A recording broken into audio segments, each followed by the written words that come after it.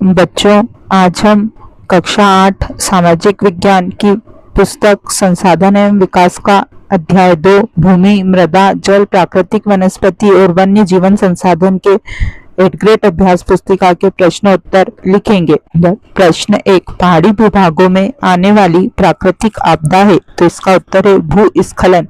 प्रश्न 2, औसतन एक भारतीय नागरिक प्रतिदिन जल का उपयोग करता है, तो इसका उत्तर है डी 150 लीटर। प्रश्न 3, पृथ्वी पर मानव उपभोग के लिए अलवण जल उपलब्ध है, तो इसका उत्तर है बी लगभग 3%। प्रश्न 4, वनों का संरक्षण क्यों आवश्यक है, तो इसका उत्तर है सी 1, 2 व 4। प्रश्न 5, भूमि संसाधन की कमी का मुख्य कारण है, तो इसका उत्तर है बी बढ़ती जनसंख्या। प्रश्न 6, रिक्त स्थानों की पूर्ति कीजिए। ए, राष्ट्रीय उद्यान एक क्षेत्र है, तो प्राकृतिक। बी, खनिजों का जैविक पदार्थों का सही मिश्रण मृदा को बनाता है, तो उपजाऊ। सी, वनस्पति की वृद्धि मुख्यतः और पर निर्भर करती है, तो तापमान और आर्द्रता पर। डी, यमुना नदी औद्योगिक बहिस्त्राव एवं कचरे के कारण हो रही है, तो प्रदूषित। ई, जीव जंतुओं का शिकार करना है, कानूनन अपराध। प्रश्न 7, भूमि का उपयोग किन किन कार्यों के लिए किया जाता है, लिखिए। भूमि का उपयोग विभिन्न कार्यों के लिए किया जाता है, जैसे कृषि, वानिकी, खनन, सड़कों और उद्योगों की स्थापना आदि। प्रश्न 8, भूस्खलन से क्या आशय है, भूस्खलन रोकने के उपाय लिखिए। तो भूस्खलन को सामान्य रूप से शेल, मलबा या ढलान से गिरने वाली मिट्टी के वृहद संचलन के रूप में परिभाषित किया जाता है। यह प्रायः भूकंप, बाढ़ और ज्वालामुखी के साथ घटित होते हैं। भूस्खलन रोकने के लिए प्रतिधारी दीवार का निर्माण, वनस्पति आवरण में वृद्धि तथा पृष्ठीय अपवाह नियंत्रण उपाय करना आदि।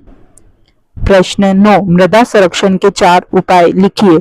मृदा संरक्षण के 4 उपाय निम्न हैं। 1, मल्च बनाना, तो पौधों के बीच अनावृत भूमि जैव पदार्थ जैसे प्रवाल से ढक दी जाती है, इससे मृदा की आर्द्रता रुकी रहती है। 2, वेदिका फार्म, वेदिका तीव्र ढालों पर बनाए जाते हैं ताकि सपाट सतह फसल उगाने के लिए उपलब्ध हो जाए, इससे पृष्ठीय प्रवाह और मृदा का अपरदन कम होता है। 3, समोच्च रेखीय जुताई, पहाड़ी ढाल पर समोच्च रेखाओं के समानांतर जुताई ढाल से नीचे बहते जल के लिए एक प्राकृतिक अवरोध का निर्माण करती है। 4, रक्षक मेखलाएं, तटीय प्रदेशों और शुष्क प्रदेशों में पवन गति रोकने के लिए वृक्ष कतारों में लगाए जाते हैं ताकि मृदा आवरण को बचाया जा सके। प्रश्न 10, धरातल पर जल कितने रूपों में पाया जाता है, तो धरातल पर जल 3 रूपों में पाया जाता है। महासागरों में लवणीय जल, नदियों तथा झीलों में अलवणीय पृष्ठीय जल, वायुमंडल में जल वाष्प के रूप में। प्रश्न 11, विश्व के कौन कौन से प्रदेश जल की कमी की समस्या का सामना कर रहे हैं। विश्व के कई प्रदेशों में जल की कमी है। अधिकांश अफ्रीका, पश्चिमी एशिया, दक्षिणी एशिया, पश्चिमी संयुक्त राज्य अमेरिका के भाग, उत्तरी पश्चिमी मैक्सिको, दक्षिणी अमेरिका के भाग और संपूर्ण ऑस्ट्रेलिया जल की कमी की समस्या का सामना कर रहे हैं। प्रश्न 12, वनों से होने वाले लाभ लिखिए। तो वनों से होने वाले लाभ निम्न हैं। वन पौधों और जंतुओं के आश्रय स्थल हैं। नंबर 2, वन पारितंत्र को सुरक्षित रखते हैं। नंबर 3, वन मृदा के कटाव को रोकते हैं।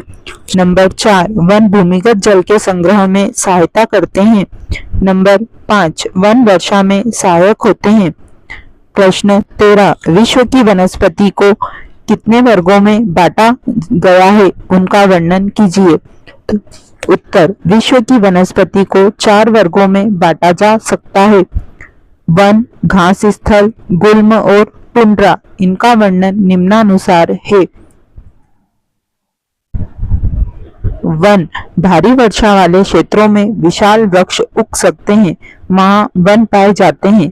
घास स्थल सामान्य वर्षा वाले क्षेत्रों में जहां छोटे वृक्ष या घास उगती है, विश्व के घास स्थलों का निर्माण करते हैं।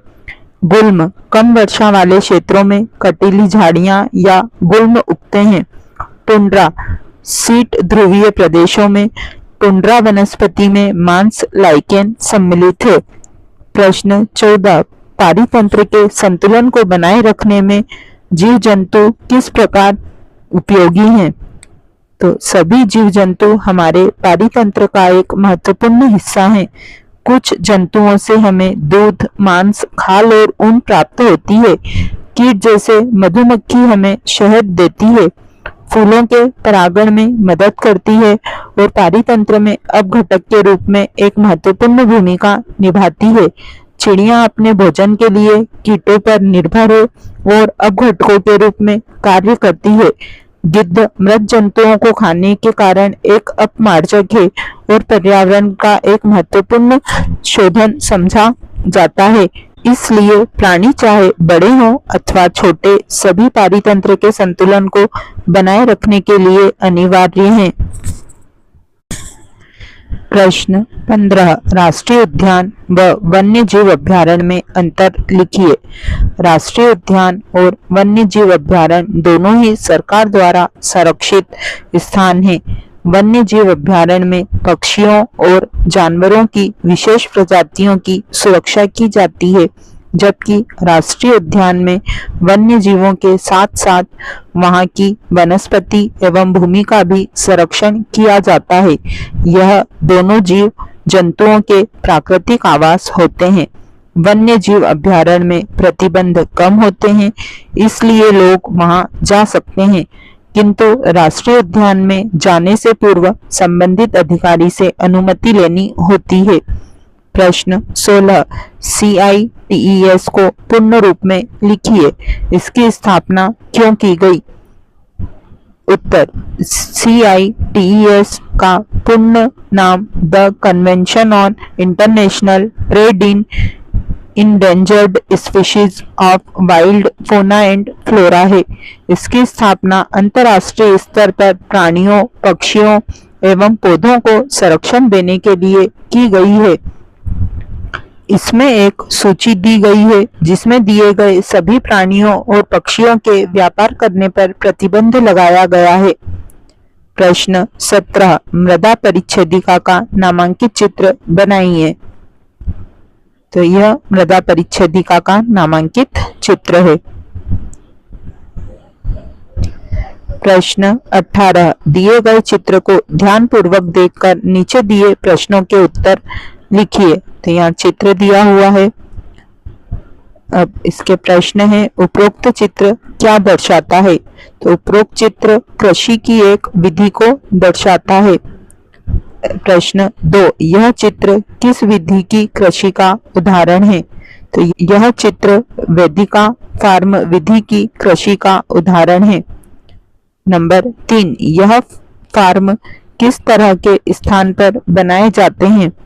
यह फार्म चौड़े समतल सोपान अथवा तीव्र ढालों पर बनाए जाते हैं।